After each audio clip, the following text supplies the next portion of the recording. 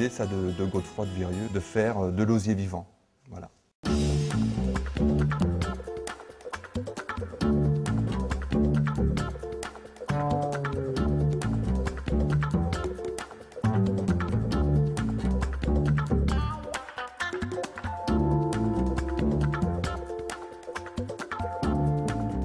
Les matrices végétales, ce sont des paniers, si vous voulez, donc, mais tout est fait en osier vivant. Du mois de janvier jusqu'à fin mars, on coupe l'hiver.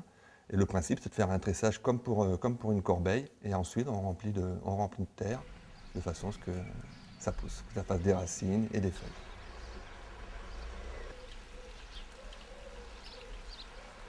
Le brin d'osier repart en végétation. Ça fait des petites branches qui poussent sur tout le long du panier, comme on a fait là pour le congrès, où on a fait les brins libres, et donc on a aussi les brins sur le haut des brins où la végétation repart.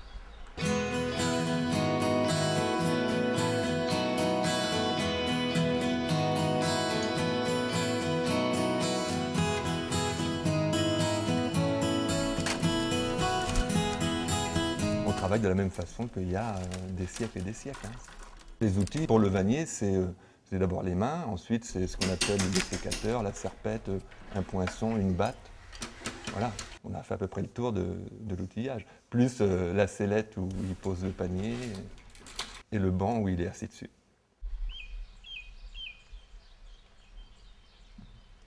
Nous, l'osier, c'est un produit qu'on cultive donc localement, donc qui demande quasiment pas d'intrants, c'est-à-dire pas d'engrais. Et enfin, nous, on ne fait pas d'arrosage et beaucoup de désherbage manuel. Donc c'est assez naturel, on va dire. C'est un produit totalement naturel. C'est périssable et recyclable, donc tous les ans on exploite de l'osier qui vient de pousser de l'année, ainsi de suite. Le cycle se reproduit tous les ans.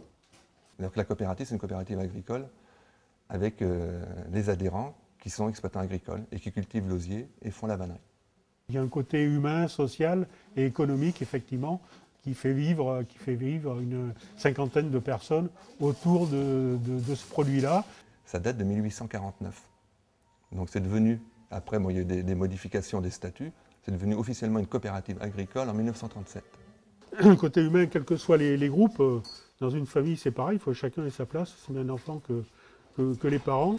C'est pareil qu'à n'importe quel niveau de la société, c'est toujours pareil, les groupes humains, c'est très important. Les jeunes, les anciens, il faut que chacun trouve sa place.